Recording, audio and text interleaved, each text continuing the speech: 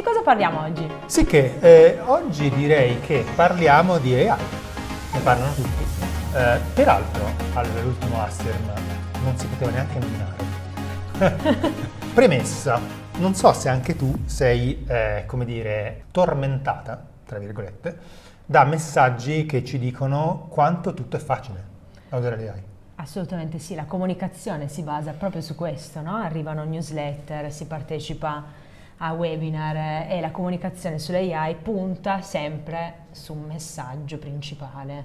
Sembra che tutto sia facile, che tutto sia super veloce, che abbiamo risolto tutti i problemi che avevamo. Superpoteri, no? La definiscono superpoteri. Sembra che usare l'AI a noi dia un 5x di velocità. Sarà così? Non lo so, noi stiamo facendo le nostre prove. Ci sono alcuni accorgimenti che noi dobbiamo assolutamente tenere in considerazione quando andiamo a usare l'AI. Cioè, siamo oggi qui a discutere che cosa dobbiamo fare. Un primo aspetto fondamentale riguarda i materiali che noi abbiamo. Di solito noi parliamo di ricerche qualitative, ovviamente. Partiamo da qua, assolutamente. E partiamo da un dato di fatto. Riceviamo diversi file. Ci sono trascrizioni automatiche che arrivano in formati di diverso tipo. Di solito possono essere direttamente i video. Sì, il Word.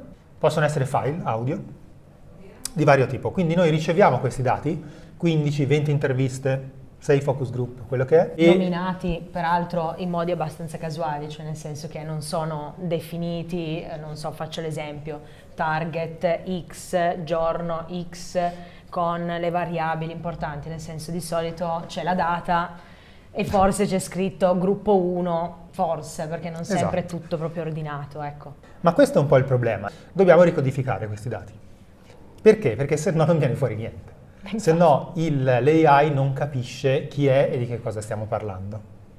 Dobbiamo nominare il file in modo diverso, aggiungere all'interno del file di Word, per esempio, chi sono le singole persone intervistate. Quindi se io ho un'intervista posso aggiungere che quello era uno user, magari era un adulto o magari era, non lo so, di una certa città. Esatto. Quindi se non diciamo queste cose, non so niente.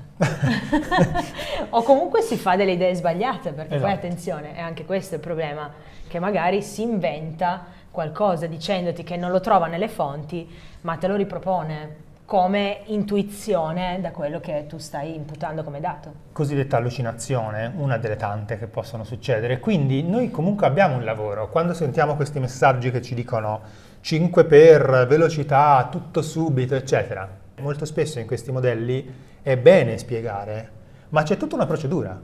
Eh sì, perché è un po' come un briefing a noi ricercatori, no? Dove si danno gli obiettivi di ricerca, dobbiamo raggiungere dei risultati, quindi l'obiettivo è trovare insight, trovare insomma risposte, e quindi anche noi dobbiamo istruire il nostro modello affinché ci aiuti eventualmente a raggiungere questi obiettivi. Ti facciamo un esempio: se noi carichiamo 16 interviste individuali, esempio, queste 16 interviste, se sono state catalogate come vediamo in questo esempio, noi potremo filtrare, cioè dobbiamo sempre scegliere modelli di AI che ci permettono di fare dei filtri, cioè che hanno delle fonti che non attingono ad esempio all'esterno, altro aspetto chiave, soprattutto per evitare di essere? Anche lì allucinati. Com'è uno allucinato?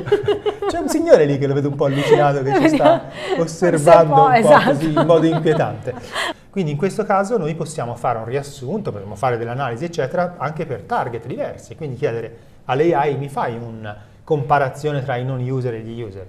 Se noi gli abbiamo detto chi sono, è un delirio. Assolutamente, e anche fasi di ricerca, perché magari si caricano i file di una prima fase di ricerca che possono essere stati dei diari digitali per esempio, una seconda fase che invece è stata attraverso magari focus group o interviste individuali, ma se non si vanno a matchare questi dati e diventa molto difficile capire chi ha detto cosa e come confrontare i dati, ed è anche importante poterli filtrare per poter vedere anche come magari delle idee sono cambiate, no? In corso d'opera. Infatti il punto di domanda che io farei a chi ci ascolta e chi segue questi video è, per esempio, ma in ricerche tutto sommato brevi, standard, i 4 focus group, i 6 focus group e 4 interviste, non lo so, quindi non ricerche particolarmente complesse con magari una parte in Italia, una in Germania, una negli Stati Uniti, Faccio una domanda anche un po' provocatoria, ma in questi casi ci aiuta davvero l'AI o è più il tempo che dedichiamo a istruire l'AI,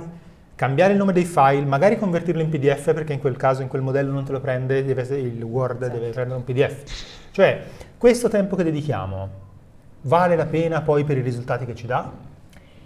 Non lo so. Tu hai un'idea? Bella domanda. Ultima cosa, e poi chiudiamo su questo discorso che facevamo, cioè cosa bisogna fare in sintesi prima di usare un modello di AI è prediligiamo sempre i modelli e quelli che sono i tool che ci danno la possibilità di arrivare alle verbalizzazioni. Cioè ci sono alcuni modelli che ci danno proprio, sempre che abbiamo messo i file in modo giusto, che ci danno la possibilità di andare a isolare, non so, dammi tutte le verbalizzazioni degli user, no? E allora in questo caso ancora una volta se non li abbiamo catalogati, che ci dà? Ci inventa anche qualcosa. Esatto. Perché il problema è anche quello, perché mi è capitato di sperimentare e poi chiedere ma chi l'ha detta questa cosa, poi ti tira fuori, magari ti cita anche il file e poi te lo vai a ricercare perché tu ti ricordi quell'intervista, tu ti ricordi quel focus group e quindi quella citazione sai anche che è stata inventata di sana pianta, per cui bisogna fare veramente attenzione e capire che cosa ha imputato e da che cosa sta attingendo. Peraltro è divertente anche ogni tanto cazziare, si può dire? Cazzi? Sì, questo risultato, questa verbalizzazione non è vera. Guarda che ho letto che bisogna essere gentili. Sì, ma sono sempre gentile. Comunque, per non essere fregati, come diceva lei, seguiteci su altri video perché vi diamo queste perle. Quindi, sì. E poi soprattutto magari sui commenti vari, cose del genere ci aiutano, cioè ci aiutate a capire come usarlo al meglio. Esatto, Giusto. ci confrontiamo. Bene. Alla prossima!